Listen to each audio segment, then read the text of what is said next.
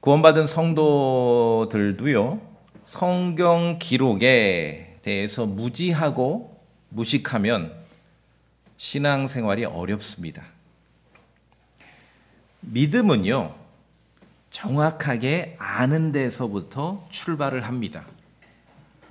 그래서 에베소 4장에서 목사라 했을 때 목사를 교사라고 표현하는 것이에요. 우리 목사님 오로지 능력 하나로만 목회하, 그것도 좋은데 목사는 교사라야 됩니다. 잘 풀어서 설명하고 가르칠 수 있고 지식을 전달할 수 있어야 됩니다. 요한복음에서 예수님께서는 영생에 대해서 설명하시면서 영생은 유일하신 참 하나님과 예수 그리스도를 아는 것이라, 그분을 아는 데서 시작하는 겁니다.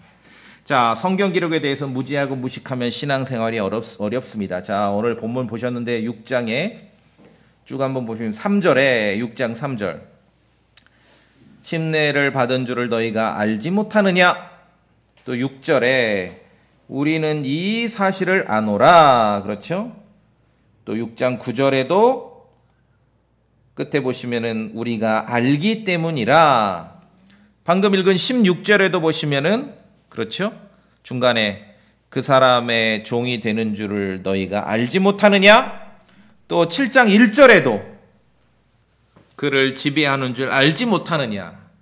특히 로마서 6장, 7장을 읽으실 때는 첫째는 성경에서 가르치는 내용에 대해서 정확하게 알아야 됩니다. 6장, 7장이 그렇게 쉽게 전달이 되진 않거든요. 왜냐하면은 그림이 그려지는 상황이 아니라 굉장히 어떤 우리 구원받은 성도들의 어떤 복음에 의한 성도들의 보이지 않는 영적 그러한 실체, 영적인 상태에 대한 설명이기 때문에 성경 기록이 아니고선 우리가 도무지 알 턱이 없습니다. 그래서 정확하게 이해하는 게 중요합니다. 자, 그래서 신앙생활은 정확하게 성경 기록의 내용을 아는 것, 거기서 출발합니다. 자, 그러면 이제 알면은 끝나는가? 안다고 다가 아닙니다. 먼저는 알아야 돼요. 첫째, 알아야 됩니다. 안다고 끝나는 게 아니라 아는 것을 이제는 여러분이 마음으로 믿어야 하는 것이에요. 모르는 걸 믿는 거는 그거는 웃긴 거예요. 그거는 이상한 종교지요. 무턱대고 믿는 거. 내 주먹을 믿으라. 의심하지 말고 알아야 믿는 겁니다. 알아야. 아는 것을 마음으로 믿어야 합니다. 믿는 것은 인정하고 받아들이는 것입니다. 오늘 로마서 6장에서는 성도들의 영적인 상태가 어떠한지를 먼저 알려주고 있습니다. 알려주고 있고 그 다음에 이 알려준 것을 받아들이라고 지시하는 거예요. 자, 오늘 본문 한 절 앞에 가면은 11절에 이와 같이 너희도 너희 자신을 죄를 향해서는 참으로 죽어 있지만 하나님을 향해서는 예수 그리스도 우리 주를 통해 살아있는 것으로. 로마서 6장은 구원받은 성도들의 영적인 상태, 이것은 그 어떤 세상 좋다는 유식하다는 책에서 세상 박사님에게 가도 모릅니다. 성경 이외에는 로마서 6장이 아니고선 알 수가 없습니다. 구원받은 성도들의 영적 상태를 알려줍니다. 첫째는 죄를 향해서는 죽었다. 둘째는 하나님을 향해서는 살아있다. 알려주죠? 아는 것으로 끝이 아니라 그렇게 여겨라. 그렇게 여겨라. 여기라는 건 우리말 뉘앙스가 약간 좀 여기라 하면은 아닌데 가짜인데 그렇게 치는 걸로 그게 아닙니다. 이 여기라는 단어는 킹제임스 성경에 레콘 이런 단어를 쓰는 이게 뭐냐면은 회계 장부에다가 이렇게 있는 그대로 수치를 기입하는 거예요. 그 레콘이에요. 그렇게 여기는 겁니다. 거짓으로 꾸미면 안 되죠? 세상 기업이 거짓으로 회계 장부를 꾸미면은 그건 분식회계에서 잡혀가요. 처벌받습니다. 있는 그대로 사실 그대로를 거기다 적는 그러한 의미의 단어예요. 성경 기록을 통해서 우리가 아는 사실, 알게 된 사실, 배우게 된 사실을, 자, 첫째는 죄를 향해서는 구원받은 성도들은 죽었다. 우리는 죄를 향해서는. 그러니까 죄 앞에서는 우린 죽었습니다. 죄가 죽은 게 아니라 우리가 죽은 거예요. 그리고 하나님을 향해서는 살아있다. 성경 기록을 통해 이렇게 배우고 있습니다. 이걸 알려줍니다. 이것을 그대로 마음으로 믿고 받아들이라는 것이죠. 그게 여기는 거예요. 레콘. 가짜로 그렇게 하라는 게 아니라 진짜라는 거예요. 진짜. 그렇죠? 그래서 이미 이것을 알고서 신앙생활은 알고서 그 다음에 믿고 받아들이는 거예요. 뭐를 알았다 해요. 좀 고차원적인 말로 뭐를 깨달았다 해요. 그 신앙생활 아닙니다. 알고 깨달았으면 그 다음에 마음으로 믿어야지요. 인정하고 받아들여야 돼요. 내가 알았다, 깨달았다, 그걸로 끝이에요. 신앙생활 아니에요. 여러분이 마음으로 믿고 인정하고 받아들일 수 있어야 돼요. 자, 로마서 6장의 핵심적인 거. 제가 이제 지난주에도 설교했지만 같은 내용이 또 나오고 이제 또 진행돼 나갑니다. 로마서 6장에서 꼭 기억하십시오. 11장에. 첫째, 뭘 알려줍니까?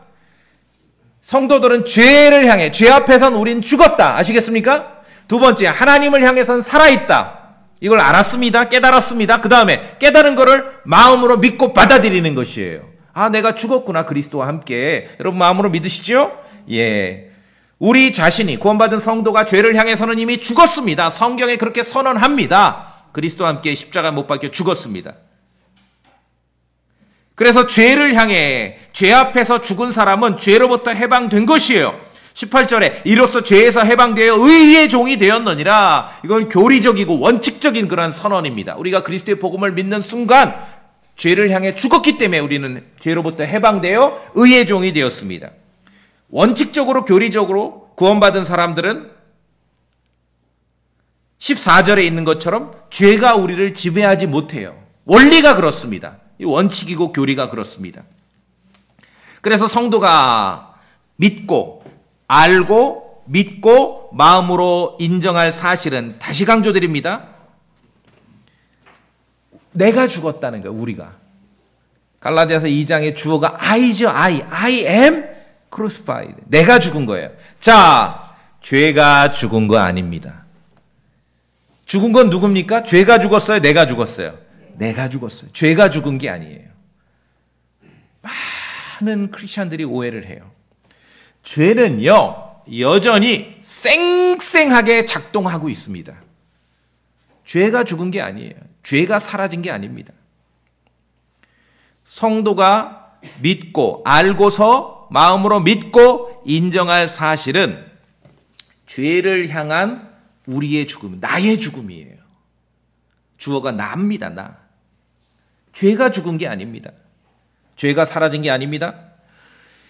그래서 내가 죽었기 때문에 죄 앞에만 있으면 내가 죽었기 때문에 죽은 자는 더 이상 죄를 지을 수 없죠. 그래서 원칙적으로 죄가 너희를 지배하지 못하리라 은혜 아래 있기 때문에 이 말씀이 강한 것입니다. 원칙적이고 교리적인 말씀이죠. 그래서 우리는 예수 그리스도를 믿어서 죄의 종에서 의의 종으로 된 것이에요. 자, 본문 아까 읽었습니다. 17절에 있고 18절에 너희가 마음으로부터 순종하여 이로써 죄에서 해방되어 의의 종이 되었느니라. 이건 우리의 영적인 신분입니다. 변화된 신분, 교리적이고 원칙적인 그런 선언입니다. 자, 그래서 신앙생활은 먼저 정확하게 알고 이해하는 것이 중요하고 알고 이해한 사실을 마음으로 믿고 인정하고 받아들이는 것이 더 중요하고 그렇죠? 많은 사람들이 내가 알았다 깨달았다 그걸로 끝. 신앙생활 아닙니다. 아시겠습니까? 마음으로 믿어야 돼요. 인정하고 받아들여야 됩니다. 자, 이제 잘 들으셔야 됩니다. 그런데 우리가 구원받을 때 복음을 들을 때는 예수 그리스도께서 십자가에서 죽으셨음을 들었습니다. 또 이제 성도로서 로마서를 보고 갈라디아서를 보니까 나도 함께 죽었다는 것을 알게 되었습니다. 또 우리가 마음으로 믿지요? 우리는 이제 그리스도의 죽음과 성도인 나 자신의 죽음을 이제 알고 믿고 마음으로 받아들입니다. 다 끝난 거 아닙니다. 다 끝난 거 아니에요. 진실을 하나만 알고 우기면은 십자가의 원수로 살아가기가 십상입니다. 그리스도 안에 있는 새 사람의 상태에 대한 교리적 설명. 제가 18절에서 죄에서 해방되어 의의 종이 되었느니라. 14절에 죄가 너희를 지배하지 못하리라. 은혜 안에 있기 때문에. 그리스도 안에 있는 구원받은 성도 새 사람에 대한 교리적 설명과 현실을 구분하실 수 있어야 됩니다. 성경은 은혜 아래에 있으므로 죄가 너희를 지배하지 못하리라. 여러분 전혀 죄의 지배 받지 못합니까? 아니잖아요. 현실이 다르지요. 구원받은 성도의 영적인 상태에 대한 교리적인 원칙적인 설명과 언급과 현실을 구분하셔야 됩니다. 하나만 알고 우기면은요 이단되는 겁니다. 이걸 구분하지 못하는 사람들이 있기 때문에 많은 크리스천들이 이상하다, 저 사람은 왜 구원받았다는데 저렇게 살지? 막 죄 짓는 거를 두려워하지 않고, 아니 좀 미진한 내가 봐도 수준 형편없는 저 사람이 어떻게 크리스찬일 수 있지? 이런 사람들 왜 그런 일이 벌어집니까? 구원받은 그리스도 안에 있는 성도 새 사람에 대한 영적 상태에 대한 교리적인 설명과 현실을 구분하지 못하기 때문에 그런 일이 벌어지는 것이에요. 성도의 현실과 복음 안에서의 원칙과 교리 면에서는 큰 차이가 있습니다. 이 간극이 있어요. 이 갭이 있습니다. 그거 왜 그렇습니까? 성경은 분명히 우리의 육신을 십자가에 못 박았다라고 하나님께서는 그렇게 선언해 주십니다. 성경이 아니고선 이건 알 수가 없어요. 우리가 마음으로 받아들이죠. 그래서 내가 그리스도와 함께 십자가에 못 박혔으면 받아들이죠. 그런데 기억하십시오. 구원받은 성도들은 그럼에도 여전히 몸 안에서 육체 안에서 살고 있는 것입니다. 자, 다시 말씀드립니다. 죄를 향해서 성도인 내가 죽은 거예요. 죄가 죽은 게 아니에요. 죄가 사라진 게 아닙니다. 잘못 알고 있어요. 성경을 대강대강 읽기 때문에 잘못 알고 있어요. 죄가 죽은 게 아니라 죄를 향해서 성도인 내가 죽고 우리가 죽었습니다. 십자가에 못 박힌 거는 죄가 못 박힌 게 아니라 내가 못 박힌 거예요. 여러분 믿으시죠? 자, 그러면은 죄는 꾸준히 여전히 쌩쌩 돌아가고 있어요. 이따 끝나고 어디 가는데 누가 와가지고 남 모르는 사람 뒤통수한테 딱 때리면 여러분이 죄가 쌩쌩이 돌아가고 있다는 걸 바로 현실로 느끼실 수 있겠죠? 그냥 안 두잖아요. 죄는 여전히 꾸준히 쌩쌩하게 작동하고 돌아가고 있습니다. 그건 왜 그렇습니까? 바로 우리의 육신 속에, 우리의 이 육신 안에, 죄의 몸 안에서 죄가 작동을 하는 것이에요. 죄가. 로마서 7장 봅시다. 한 장 넘기시죠. 로마서 7장. 로마서 7장 17절 18절 6장 7절 로마서 6장 7장은 잘 알아야 됩니다. 6장 7장 7장 17절 18절 천천히 읽어보겠습니다. 같이 로마서 7장 17절 18절 시작. 그러면 이제는 그것을 행하는 자가 더 이상 내가 아니요 내 안에 거하는 죄니라. 내 안에 곧 내 육신 안에 선한 것이 거하지 아니하는 줄을 내가 아노니 원함은 내게 있으나 선한 그것을 어떻게 이행할지는 내가 찾지 못하노라. 자, 그리스도와 함께 옛사람이 죄의 몸이 십자가에 못 박혔다라고 선언했던 사도 바울도 이제 새로운 사실을 또한 알려줍니다. 내 육신 안에, 내 안에 죄가 있구나. 죄가 거하고 있구나. 육신 안에. 자, 20절도 봅니다. 제가 봅니다. 그런데 내가 원하지 아니하는 그것을 내가 행하면 그것을 행하는 자가 더 이상 내가 아니요 내 안에 거하는 죄니라. 엄밀하게 분석하니 내 안에 거하는 죄 때문에 죄를 짓는다 하는 거지만 사실은 내가 죄를 짓는 거지요. 그런데 이 죄가 어디에 실존합니까? 내 안에, 내 육신 안에 실존하는 거예요. 내가 살아있기 때문에, 아직은 실제적으로 현실로 살아있기 때문에 이 살아있는 육체 안에 죄도 함께 존재하는 것이에요. 자, 그래서 그리스도 안에 있는 구원받은 성도 새 사람의 어떤 영적인 상태에 대한 교리적인 설명과 원칙적인 선언과 현실이 어떠함을 구분해야 됩니다. 이거 구분하지 않으면요, 이상한 교회, 이상한 목사, 이상한 크리스찬이 되는 겁니다. 여러분 이해하실 수 있겠죠? 이 구분 되시죠? 예. 내가 성경을 통해서 내가 그리스도와 함께 십자가에 나의 죄의 몸이 못 박혀 죽었다는 것도 사실이고, 내 육체 안에, 육신 안에 죄가 아직 살아서 쌩쌩이 작동하고 있다는 것도 사실입니다. 그렇죠?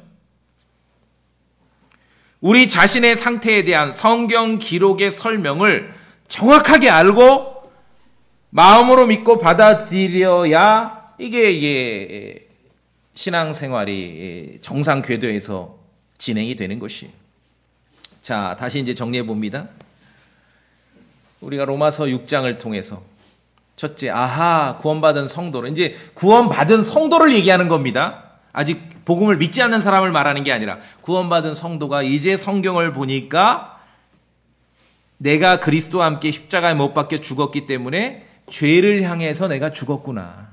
그런데 하나님을 향해서는 살아있다. 우리가 그걸 믿는 것이죠. 마음으로 믿는 것이에요. 자, 그런데 실제적으로 내가 아직 숨쉬고 있잖아. 내 육체가 가동하고 있잖아요. 죄가 어디 있냐 하면은 죄가 내 육체 안에 있고 내 안에 있구나. 여전히 죄는 내 몸 안에, 내 육체 안에서 쌩쌩이 돌아간다는 것이죠. 자, 우리가 이 사실을 성경을 통해 아는 것이에요. 그러니까 성경을 덮고 죄가 어떻고 구원이 어떻고 죄사함이 어떻고 얘기하게 되면은 전혀 성경과 무관한 얘기를 하는 거예요. 구원받았지만 수준 이하의 크리스찬들이 왜 생기는 줄 아세요? 성경 덮어놓고 대강대강 대충대충 줄거리로 얘기했기 때문에 그런 것입니다. 자, 우리 자신에 대한 영적 상태에 대한 성경 기록, 하나님의 말씀의 설명을 정확하게 이해하시고 알고 마음으로 믿고 받아들여야 됩니다. 여러분 그렇게 하시는 거죠? 예. 여기까지 마음으로 받아들이셨습니까? 그런데 알고 죄를 향해 내가 죽었다. 하나님을 향해 살았다. 알았고 깨달았고 마음으로 받아들입니다. 그렇죠? 마음으로 받아들여도 여전히 문제는 남아 있습니다. 왜 남아 있다고 말씀드렸습니까? 구원받은 성도도 여전히 육체 안에서 이 땅을 살아가고 있기 때문에 그렇습니다. 하나님이 나를 보실 땐 내 몸 십자가에서 죽었는데 아직은 현실로는 살아있잖아요. 그래서 이 살아있는 몸 안에 죄가 여전히 쌩쌩하게 돌아가고 있는 거예요. 작동하고 있는 것이에요. 요한일서 1장 8절 말씀에 들어보세요. 만일 우리에게 죄가 없다고 말하면, 근데 죄가 없다고 말하는 사람들이 굉장히 많아요. 성경을 전혀 안 읽는 사람들이죠. 죄가 없다고 말하면 우리가 우리 자신을 속이며 진리가 우리 안에 있지 아니하니라. 그렇죠? 죄가 우리 안에 있는 것이에요. 로마서 7장에 보았듯이 내 안에 죄가 있습니다.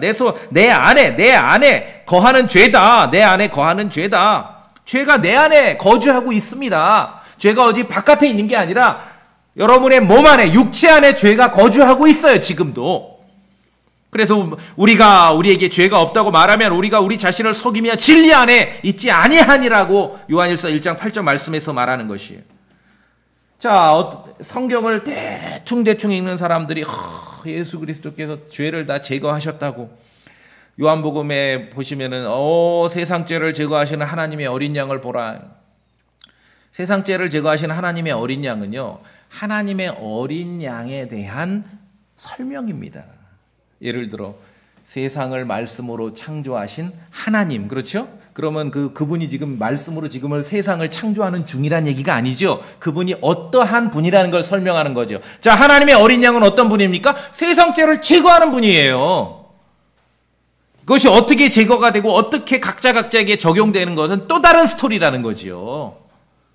엉뚱깽뚱하게 알고 대강 알고 하면은 문제가 심각해집니다. 자, 어쨌든 이제 정확하게 아셨죠? 죄를 향해서 나는 죽었습니다. 로마서 6장에 되어 있고 갈라디아서 2장에 되어 있고 나는 죽었어요. 내가 죽어요. I am crucified. 내가 죽었어. 죄가 죽은 게 아니에요. 죄는 내 육체 안에 아직 쌩쌩이 작동하고 돌아가고 있습니다. 여러분 여기까지 이해하시고 알고 믿으시죠? 정확하게 알고 마음으로 믿어야 됩니다. 알고 깨달았다고 해도 제대로 된 신앙생활 아니고 마음으로 믿고 받아들이고 인정해야 된다고 했습니다. 자, 마음으로 요 사실 로마서 6장에서 말씀하고 있는 요 사실을 마음으로 믿고 받아들여서 인정합니다. 아하, 내가 십자가에서 그리스도와 함께 죽었는데 죄를 향해서 내가 죽었구나. 마음으로 믿습니다. 그렇죠? 그래도 아직 해결되지 않은 과제가 하나 남아 있습니다. 그렇죠? 어떤 분이 지난주 설교 듣고 우리 교회 성도들은 별로 그렇게 리액션이 없어. 그것도 감사해요. 듣고 막 지난주에 감동받았고 은혜 받았다고 이제 많은 분들이 연락을 해왔어요. 지난주로 끝나면 안 돼요. 그래도 해결되지 않은 과제가 있습니다. 정확하게 알고 이해하고 깨달은 사실을 마음으로 믿고 받아들여도 해결되지 않고 남아있는 과제가 하나 있습니다. 그것을 해결할 수 있는 그 열쇠. 정말 신앙생활에 각자 우리가 그리스도를 믿는 신앙생활의 진가를 알 수 있는 그 키가 어딨냐면 오늘 로마서 6장 13절에 있습니다. 우리 다시 한번 읽어볼까요? 13절. 로마서 6장 13절. 로마서 6장 13절 시작. 너희 지체들을 불의의 도구로 죄에게 내주지 말며 오히려 너희 자신을 죽은 자들로부터 살아난 자들로서 하나님께 드리고 너희 지체들을 의의 도구로 하나님께 드리라. 자, 여기에 13절 여러분 로마서 6장 13절에 별표해 놓으세요 하셔야 됩니다. 죄에게 내주지 말고 내주지 말라. 그리고 하나님께 드리라. 이게 이제 같은 단어예요. 같은 영어 단어인데 철자로 Y-I-E-L-D 그래가지고 발음은 yield 그렇게 해요. yield. 나중에 한번 써보세요. Y-I-E-L-D yield. 와, 목사님 이렇게 설교 시간에 어려운 단어를 얘기하십니까? 하나도 안 어려워요. 여러분 운전하세요? 운전? 자동차 몰고 다니십니까? 운전하는 분들은 가끔 봅니다, 이 단어를. 자, 이렇게 어디 가다가 고속도로에 내가 진입을 해야 돼. 그럼 여기 써 있어요. 내가 진입하는 내 길은 조그만 길이고 저 길은 넓은 길이면은 내 앞에 하나 도로 표지판이 써 있어요. 한글로 양보, 밑에 영어로 yield 그렇게 써 있어요. 보셨어요? 그런 표지판? 양보입니다. 양보. 내주지 말라. 내주다. 죄에게 내주다. 하나님께 드리라. yield. 명사형으로 양보. 죄에게 양보하지 말고 하나님께 양보해라. 의미가 통하죠? 예. 어려운 단어 아닙니다. 운전하는 사람들은 자주 봅니다. 양보에 양보. 양보 뭡니까? 양보 yield 꼭 같이 써 있어요. 제가 확인해보니까 같이 써 있더라고요. 양보 밑에 yield 이렇게 써 있어요. 자, 이제부터는 이제 운전할 때도 은혜 받겠죠? 예, 그 표시를 볼 때마다. 양보가 뭐냐면은 너보다 먼저 가야 하는 차가 있기 때문에 너는 거기 잠시 멈추거나 비키거나 서행해 이 뜻이죠. 내주라는 거예요. 너보다 저 차가 먼저 가야 돼. 이 길을 네가 먼저 가지 말고 내줘 저 차한테. 그게 양보예요. yield. 운전하는 우리 그 자매님들에게는 안 물어. 형제님들 운전하다가 양보하는 게 쉬워요? 하기 싫어요. 쉽지 않죠? 왠지 양보를 하면은 내 자존심을 구기는 것 같기도 하고 양보를 하면은 저 사람에게 내가 뭐 지는 것 같기도 하고 그런 마음이 들지요. 저만 그래요? 여러분 안 그래요? 예. 양보하는 게 쉽지 않아요. 잘 안 됩니다. 요새 그 이제 대도시 모르겠는데 이 전주나 중소도시에 이 그런 뭐 그 원형 로타리가 많이 생겼죠. 이게 이제 원래 유럽 같은 데가 굉장히 많았거든요. 이 신호등이 없는 원형 로타리는요, 운전하는 사람의 양보를 기반으로 만드는 거예요. 양보 안 하면 사고 납니다. 서로 들어오면 난리 나지요. 양보해야 돼요. 왼쪽에서 차가 오면은 반드시 양보해야죠. 그 양보예요. 그게 yield예요. 내주는 거예요. 이 길을 네가 앞서 차지하지 말고 저 차에게 내주라는 거예요. 그게 yield예요. 양보예요. 양보가 쉽지 않은 이유는요, 사실은 양보, yield는요, 순종입니다. 그 지시에 순종해야 됩니다. 사실은 양보가 쉽지 않은 이유는 양보는 복종이에요. 내 자신을 내주는 거예요. 내가 막 가고 싶은데 자신감도 있는데 이 길을 네가 가지 말고 저 차에게 내줘라. 이게 yield예요. 이게 양보예요. 내줘야 돼요. 양보가 쉽지 않은 이유는 더 나아가서 사실은 항복하는 거예요. 전쟁이 났는데 옛날에 이제 무사들이 칼싸움하다가 항복해요. 그게 yield라 그러는 거예요. 칼을 탁 받치면서 내가 항복합니다. 그게 yield예요. 양보가 쉽지 않은 이유는 항복이기 때문에 그렇습니다.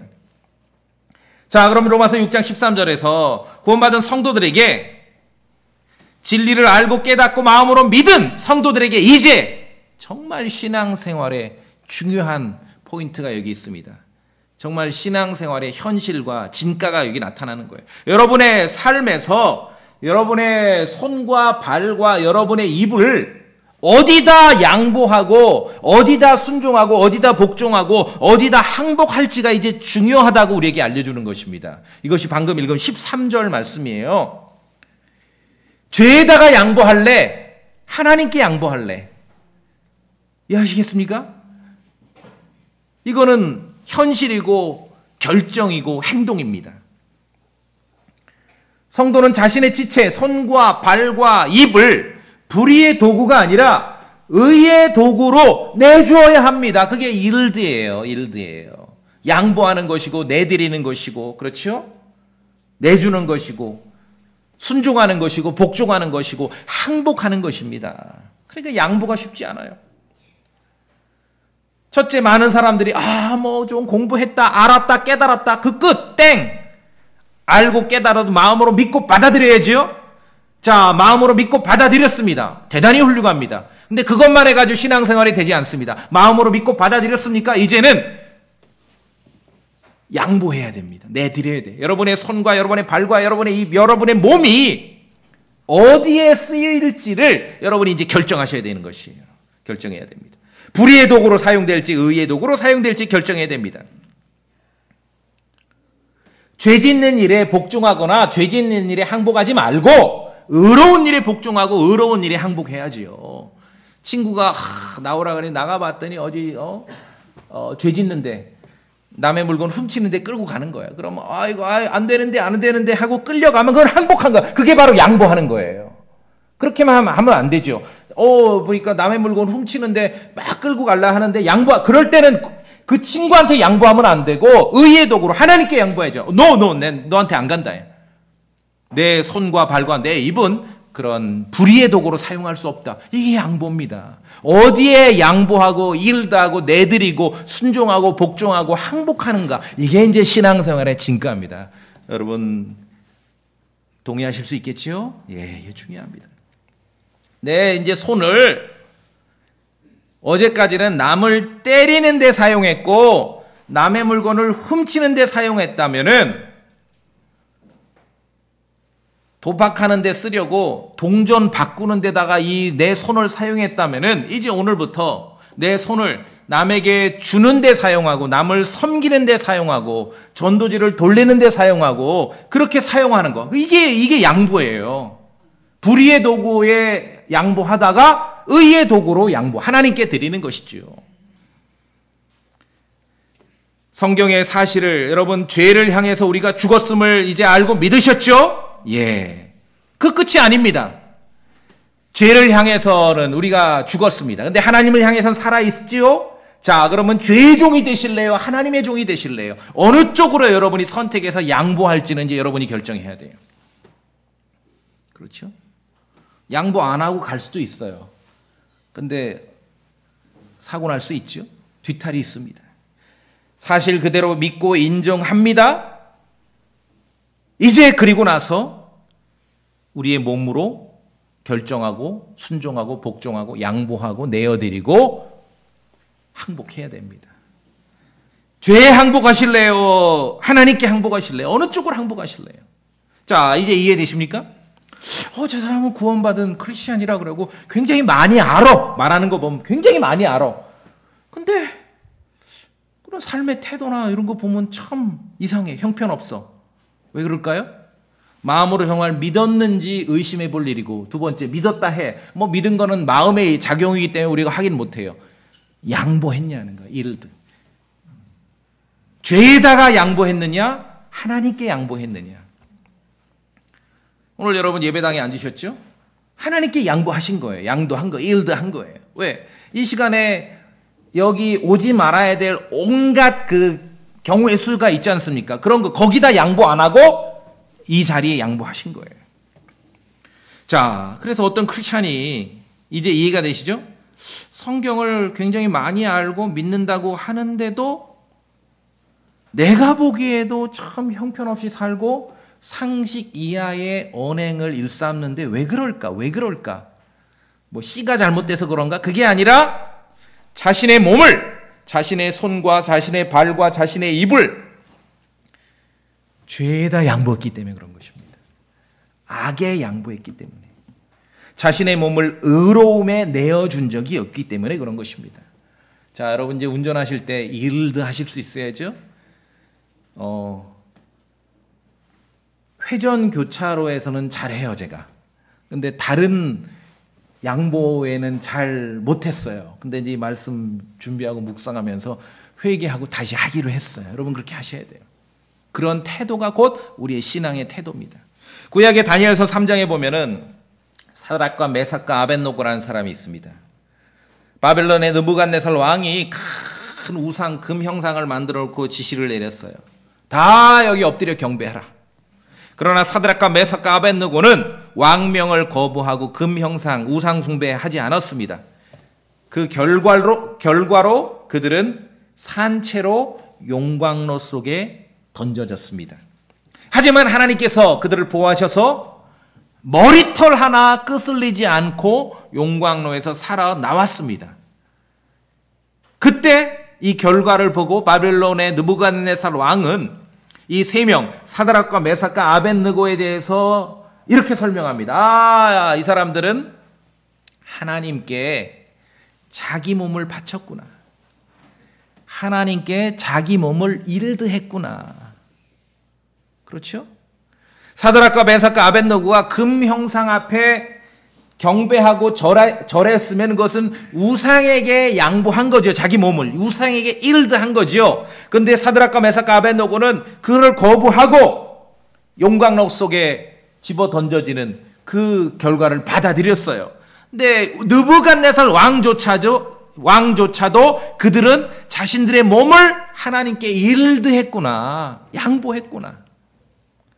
순종했구나. 하나님께 복종했구나. 항복했구나. 금 형상 우상 앞에 절하고 경배할 수도 있었지만 그렇게 하지 않은 거예요. 죄에게 일드 양보하지 않고 하나님께 양보한 것입니다. 자, 깨닫고 알고 그 다음에 믿었다. 그걸로 끝인 줄 알아요. 그래서 엉망진창이 돼버린 거예요. 이해하시겠습니까? 그래서 엉망진창이 된 거예요. 이 도시에 구원받은 사람 훨씬 많습니다. 여러분이 생각하는 것처럼. 생각하는 것보다. 이 도시에 킹제임스 성경 읽고 있는 사람 여러분이 생각하는 것보다 훨씬 많아요. 그런데 일요일날 교회 소망침례교회 와보면 왜 요만큼만 모이는가? 저에게 묻는다면은 일드하지 않으면 이 자리에 없는 거예요. 아시겠습니까? 믿는다 하더라도 일드하지 양보하지 않으면 이 자리에 없는 거예요. 하나님께서는 어떠한 사람들, 어떠한 성도들과 함께 하나님의 일을 해가시는가, 마음으로 믿는 거, 그것도 훌륭합니다. 그런데 교회를 통해 일하시고 움직이실 때는 양보한 사람들, 죄에다 양보한 게 아니라 주님께 양보한 사람들과 함께 하나님의 일을 이루고 가시는 것이에요. 여러분 마음으로 동의가 되시죠? 예, 양보하셔야 돼요. 양보하셔야 돼요. 자신을 하나님께 내어드려야 됩니다. 몸을 내어드리지 않고 양보하지 않으면은, 항복하지 않으면은 이것을 뭐 신학적 용어로 헌신이라고 해. 헌신 그럼 제가 그 말 잘 안 쓰는 이유가 헌신 그러면은 어떤 행사와 이벤트에 빠짐없이 열심히 참여하는 것을 헌신이라고 착각을 해요. 그게 헌신이 아니에요. 자신의 몸을 하나님께 내어드리는 겁니다. yield, 양보하는 것이에요. 그 사드락과 메삭과 아벳느고처럼 자신의 몸을 거룩함에 이르도록 복종하는 것입니다. 자, 알고 깨닫고 마음으로 믿었다 하는데 양보하지 않으면 어떤 일이 벌어지는가? 아무런 결실이 없습니다. 아무런 결실이 없는 크리스천의 삶을 사는 것이고 부끄러워할 만한 일들만 생기게 되는 것이에요. 거룩함에 이르지 못합니다. 거룩함에 이르지 못해요. 하나님의 뜻을 알고 이해하고 깨닫고 믿었다면 그 진리에 이제 여러분 양보하셔야 됩니다. 마음으로부터 복종하셔야 됩니다. 주님의 말씀에 항복하셔야 됩니다. 이유가 없습니다. 거기에 열매가 있는 것이에요. 거기에.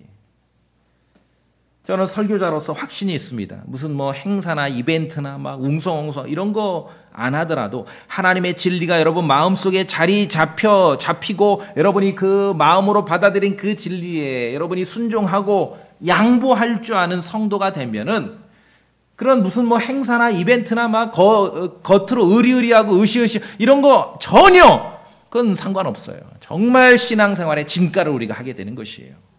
그렇죠? 의로움의 마음으로 양보하지 않으면 거룩함이 없습니다. 마음으로 yield. 우리 형제님들 운전할 때 생각하세요.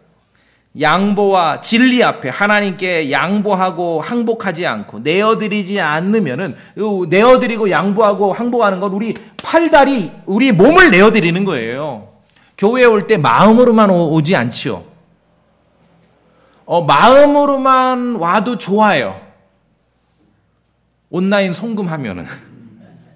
그 왜 움직이니까. 송금하려면 송금을 마음으로만 못하지요. 송금하려면 움직여야 되잖아요. 자, 그런데 현대 많은 크리스천들이 믿으면은요, 천당 가요. 제가 그거의 부족함을 말하는 게 아닙니다. 아시겠습니까? 근데 이 땅을 살아가면서 많은 크리스천들이 거룩함에 이르지 못하고 열매를 보이지 못하고 그러는 이유가 뭐냐면은 믿는 성도들, 교회에서 얘기해요. 마음으로 인정하고 받아들이고 믿는 데서 멈췄기 때문에 그런 것이에요. 양보해야 됩니다. 신앙생활은요, 양보하고 항복하는 거예요. 그래야 교회에 오는 거예요. 마음으로만 신앙생활하면 여러분 1년 12달 한 번도 얼굴 볼 일이 없습니다. 양보하고 항복하셔야 돼요. 그렇지 않으면 빈약하고요, 오염됩니다. 자, 골로새 3장 보시겠습니다. 골로새 3장. 골로새서 3장.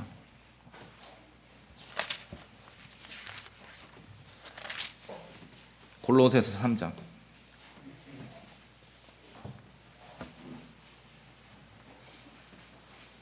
자, 골로새서 3장. 자, 5절, 6절 한번 읽어볼까요, 같이? 골로새서 3장 5절, 6절. 골로새서 3장 5절, 6절 같이 읽습니다. 시작. 그러므로 땅에 있는 너희 지체들을 죽이라. 그것들은 음행과 부정함과 무절제한 애정과 악한 욕정과 탐욕인데 탐욕은 우상 숭배니라. 이것들로 인해 하나님의 진노가 불순종의 자녀들에게 닥치느니라. 지체들을 너희 몸을 죽이래? 아니, 우리 몸 죽었다고 선언하시지 않았습니까? 우리의 영적 상태에 대한 교리와 현실의 차이를 구분하셔야 됩니다. 하나만 알고 우기면은요, 이단되는 겁니다. 자, 6절, 5, 6절, 제가 7절 봅니다. 너희도 그것들 가운데 살 때에는 한때 그것들 가운데 걸었으나 5절에서 쭉 나열한 것들 우리가 구원받기 이전의 얘기다.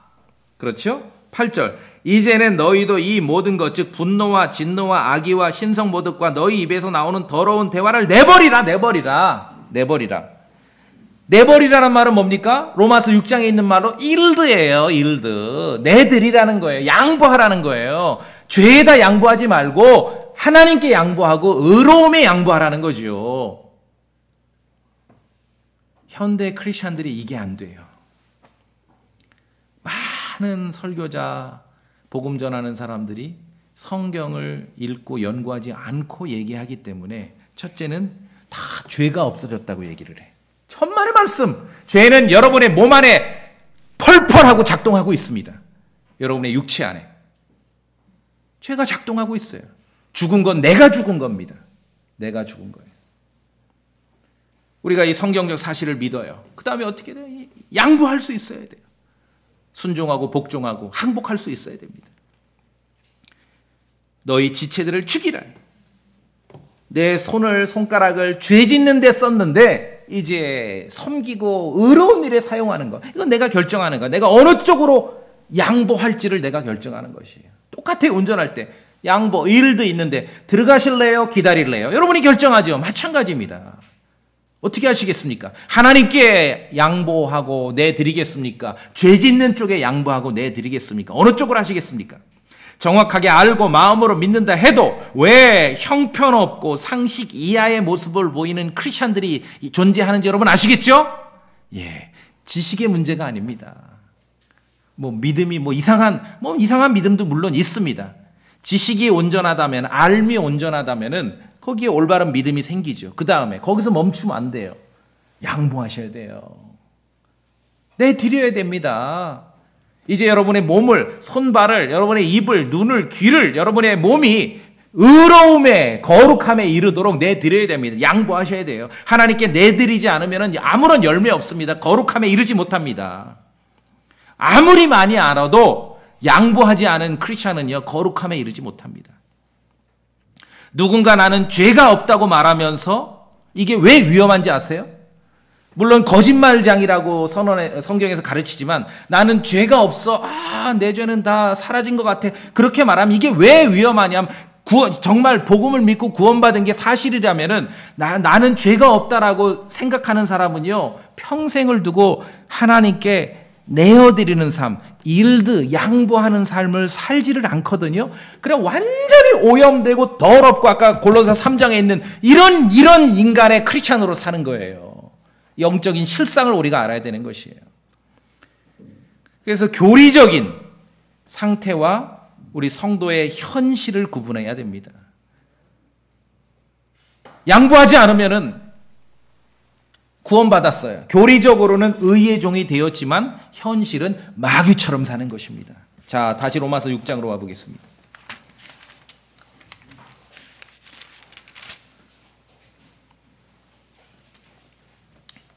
16절. 너무너무 중요하죠. 16절. 너희가 어떤 사람에게 너희 자신을 종으로 내주어 순종하면, 종으로 내주어 순종하는 게 양보하고 일드예요. 그러니까 이게 어려운 거예요. 자존심 상하는 것 같고. 너희 자신을 종으로 내주어 순종하면 너희가 순종하는 그 사람의 종이 되는 줄 너희가 알지 못하느냐. 혹은 죄의 종으로 사망에 이르고 혹은 순종의 종으로 의에 이르느니라. 어느 쪽으로 양보하시겠습니까? 이상하게 한국 이 크리스천들은요, 많은 사람들이 이런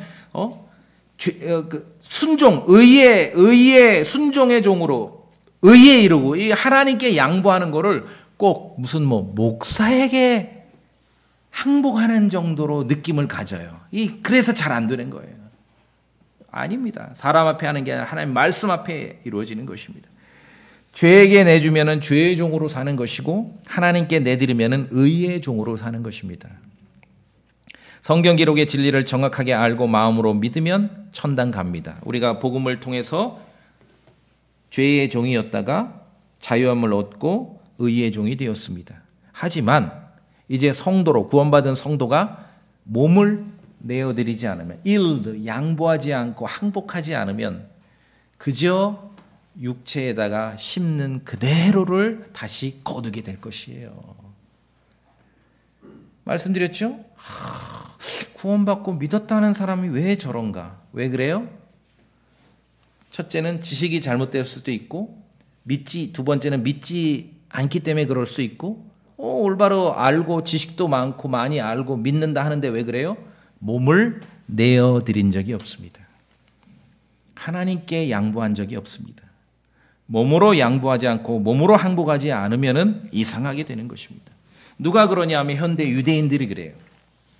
그들은 물론 성경에 대해서도 무지하고 무식합니다. 당연히 믿음도 없지요. 그러니까 당연히 하나님께 내어드리지도 않습니다. 그리고 로마서 10장에 보니까 오로지 남는 거라고는 열심만 남아요. 성경을 제대로 알지도 못하고 믿음도 없고 하나님께 양보하지도 않으면서 종교적 열심만 강조하면은요, 이거는 정말 너무너무 무섭습니다. 제가 여러분에게 열심을 내라고 한 적은 별로 없는 것 같아요. 그렇죠? 순서가 있기 때문에. 자, 로마서 10장 한번 볼까요? 유대인의 상태. 그들을 보면서 우리의 모습을 한번 견주어 보는 것입니다. 3절에 그들이 하나님의 의를 알지 못한 채 무지하고 무식합니다. 자기 자신의 의를 내세우려고 힘쓰면서 3절 끝에 보세요. 하나님의 의에다 복종하지 아니하였느니라. 하나님께 내드리지 않는다는 거예요. 일드라는 단어가 여기는 또 다른 단어로 사용되는 겁니다. 양보하지 않아요. 유대인들은 하나님께 양보하지 않아요. 그래서 타락했다고 말하는 거예요. 그런데 2절에 보니까 열심은 있어. 이게 종교적 열심이 무서운 것이에요. 하나님께 양보하지 않은 종교적 열심은 무섭습니다. 자, 그래서 오늘 이 로마서 6장을 우리가 보면서 전체 설교 중에 단어 공부 하나 하는 거지요? 예. 제가 새롭게 말씀드리는 게 아니라 운전하신 분들은 이미 알고 있어. 양보. 밑에 YIELD. 양보. 내어드리는 겁니다. 어느 쪽으로 내어드리겠습니까? 탁 양보 멈추고 있는데 저쪽에서 오니까 운전자가 보여. 저 학교 다닐 때 보니까 내 심부름꾼 하던 애가 오고 있어요. 양보하고 싶지 않죠? 그래서 문제가 되는 거예요. 양보. 이 양보라, yield라는 단어를 이거 한번 찾아보세요. YIELD 맞죠? 철자가 뒤바뀐 게시판이 종종 있습니다. YEI. 왜냐면 이게 어렵거든. 그러면 안 돼요. 양보하고 내어드려야 됩니다. 이건 여러분이 하시는 거. 어느 쪽으로 여러분 이 손을 어디다 어디다 쓰시겠습니까? 이제 여러분의 발을 어디다 쓰시겠습니까? 자, 좀 더 이제 이해를 돕기 위해서 하나 더 말씀드리면은 채소가 씨를 맺죠. 식물이 나무에서 열매가 납니다. 열매를 맺죠. 식물이 이렇게 씨를 맺고 열매를 맺을 때도 yield라는 말을 써요. 같은 단어예요. 열매를 맺는다, 생산한다, 내어드린다. 전혀 우리말 표현으로 다른데 같은 단어입니다. 다시요. 채소가 씨를 맺는다, 이 맺는다. 나무에서 열매가 맺힌다 했을 때도 yield입니다. 무슨 관계가 있을까? 한번 생각해 보시겠습니까? 학교 영어 책에는 관계가 없어요. yield인데 1번 열매가 맺힌다, 생산한다, 2번 내어드린다, 양보한다 이렇게 구분하지 영어 책에서는 이게 관련이 없어요. 제가 이 말씀을 쭉 보면서 관련을 찾았습니다. 성경 안에는 관련이 있습니다. 들어보세요. 나무가 열매 맺는 것과 열매 맺는다, yield. 성도가 자신의 지체에 몸을 내어드리는 것, 내어드린다, yield. 관련이 있습니다. 영어책이 아니라 성경에서는 연결 지점이 있습니다. 예수님께서 이렇게 말씀하셨습니다. 한 알의 밀이 씨앗이 땅에 떨어져 죽지 아니하면 홀로 남지만 죽으면 많은 열매를 맺느니라. 기억나시죠? 씨앗이 많은 열매를 맺기 위해서는 그 씨앗이 사실은 죽은 거예요. 씨앗 하나가 죽어야 많은 열매를 맺습니다. 구원받은 성도가 열매 맺는 삶을 살기 위해서는 먼저 자신이 그리스도와 함께 십자가에 죽었음을 알고 믿고 받아들여야 하는 것이에요. 그래야 열매 맺어요. 그리고 자신의 몸을, 자신의 손과 발과 입을, 몸을 의의 종으로 하나님께 내어드려야 합니다. yield, 양보해야 됩니다. 그래야 거룩함에 이르는 열매를 맺게 되는 것입니다. 그래서 연결이 돼요. 자, 로마서 6장 다시 19절 한번 봅시다. 19절.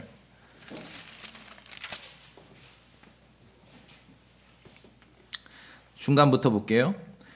19절. 너희가 너희 지체들을, 우리 몸뚱아리들을 부정함과 불법에게 종으로 내주어 yield한 거예요. 불법에 이르렀던 것 같이, 그렇죠? 죄 짓는 거 다 자기가 양보했기 때문에 죄 짓는 거예요. 내주어 불법에 이르렀던 것 같이 복음 듣기 전에, 구원받기 전에 얘기지요.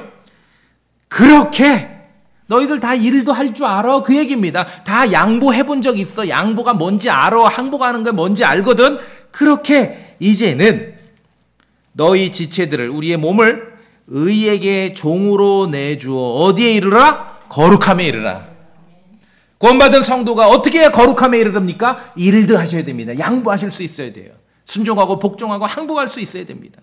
사드락과 메삭과 아벳노고처럼 우상 숭배를 거부하고 거기에 양보하지 않고 하나님께 양보해야 돼요. 그 몸을 완전히 내드린 거 아니에요. 그랬더니 하나님께서 그들을 살려주셨습니다. 일들. 그렇죠?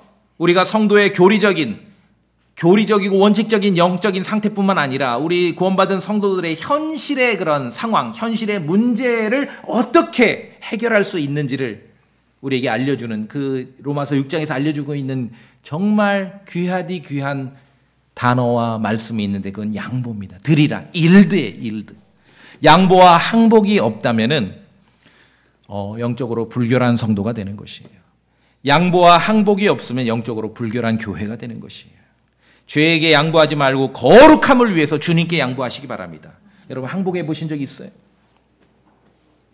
장기 아세요? 장기 요새 장기 다 안 두죠. 사실 저 장기 좀 둬요. 온라인 장기를 둬요. 하다가 내 궁이 먹히게 생겼어. 막 그냥 막상막하로 가다가 궁이 먹히게 생기면은요, 장기에 도를 아는 사람들은 항복을 해야 되거든요. 근데 항복하기가 쉽지 않아요. 항복을 안 하고, 저도 몇 번 그런 적이 있는데 컴퓨터 전기 코드를 빼버리고 걸로 가버려요. 항복하셔야 됩니다. 여러분이 성경을 읽고 진리를 마음으로 받아들였습니까? 그 말씀에 항복하셔야 돼요. 양보하셔야 돼요. 이게 안 되는 거예요. 현대 크리스천들이 몸으로 주님을 섬기질 않아요. 마음으로 믿고 섬기라는 거는, 영으로 섬기라는 거는 순서지요. 그걸 끝이 아닙니다. 그 다음에 몸으로 섬겨야 돼요. 몸으로.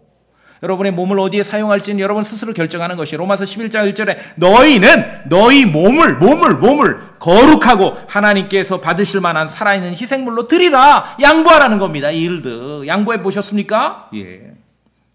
성경 기록에 순종하고 복종하는 것은 몸을 드리는 것입니다. 오늘 여러분이 교회 예배에 참여하셨죠? 여러분의 몸을 드린 거예요. 양보하신 거예요. 친구가 어디 가자 그러는데 딱 버려버리고 뿌리치고 일로 오신 거 아닙니까? 교회는 서로가 서로에게 양보하고 항복할 수 있어야 돼요. 진리에 순종할 때 여러분, 내가 목사에게 굴복하는다 한 것 같은 그런 착각, 나쁜 마음 버리세요. 진리에 순종하는 건 하나님께 우리가 양보하고 하나님께 순종하고 하나님께 항복하는 것입니다. 사람에게 순종하는 거 아닙니다. 양보는 쉽지 않습니다. 양보는 항복이기 때문에 그렇습니다. 죄 앞에 우리가 죽었습니다. 죄를 향해서 죽었어요. 죄가 우리를 지배하지 않게 됩니다. 이 교리와 원칙이 어떻게 실현될 수 있습니까? 우리의 몸을 하나님께 내어 드릴 때 가능한 것입니다. 양보가 없으면 열매가 없습니다. 양보가 없으면 결실이 없습니다. 양보가 없으면 거룩함도 없습니다. 양보가 없고 알고 깨달았다 외친다면 십자가의 원수로 살아가게 될 수 있습니다. 먼저는 성경 기록을 정확하게 아셔야 되고, 그리고 마음으로 믿고 받아들이셔야 됩니다.